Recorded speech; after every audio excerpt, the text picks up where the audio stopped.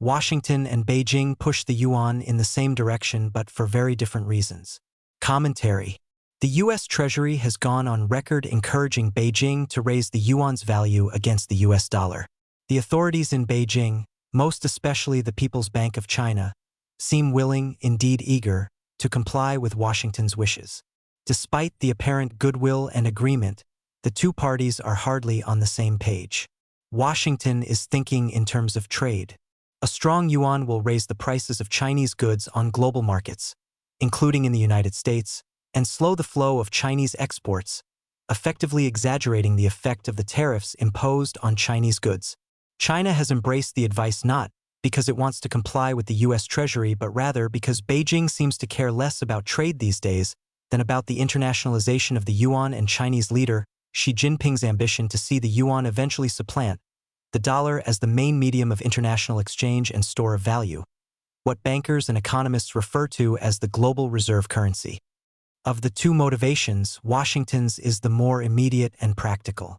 The U.S. Treasury seems to be working from Beijing's old playbook. For a long time, Chinese policy sought to suppress the yuan's foreign exchange value. By keeping the yuan cheap, China's exports would carry attractively low prices on world markets, most notably in the United States, encouraging exports and boosting China's overall pace of growth. The PBOC actively entered currency markets to target a cheap yuan.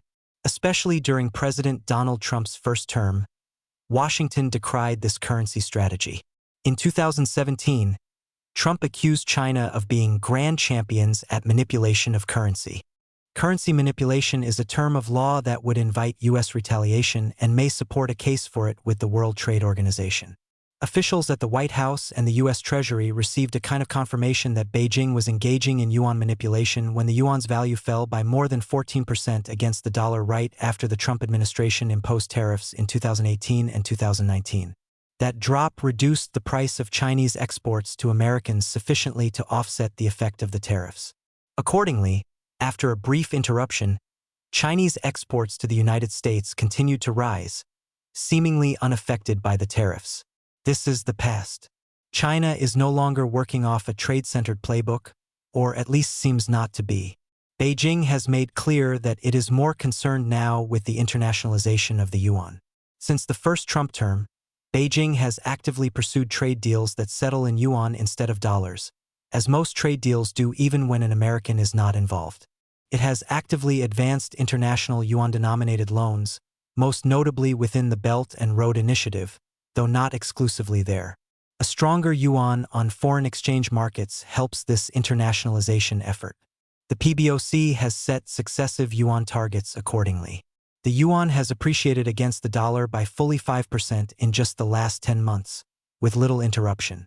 That move has increased the price of Chinese goods to Americans, effectively exaggerating the effect of the tariffs that the White House put in place on Chinese goods last year. The tariffs alone contributed to an almost 40% drop in China's exports to the United States between March and November last year. The yuan appreciation will reinforce that downward momentum. Washington, with its focus on trade, wants more of the same. China, with its focus on internationalization, wants to give it. To some extent, both parties can win in this exchange. Washington can get its way on trade, while Beijing leverages the strength of its currency. The timing of these wins, however, is likely to be very different. What Washington wants is immediate. Beijing is playing a much longer game and will not achieve its objective, if it ever does, for some time to come, especially since supplanting the dollar as the global reserve currency will require many other difficult adjustments from Beijing. If Washington has mistaken Beijing's thinking, it still might gain from the exchange.